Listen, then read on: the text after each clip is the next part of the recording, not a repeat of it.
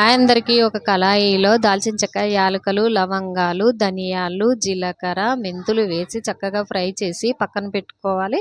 ఇప్పుడు మనం ఉల్లిపాయ శుభ్రంగా మంచిగా కాల్చుకొని దానిలో వేసి ఒక పేస్ట్ లాగా చేసుకోవాలి. ఈ పేస్ట్ చాలా ఇంపార్టెంట్. చేపల పులుసుకి ఇదే చాలా మంచి టేస్ట్ వస్తుంది.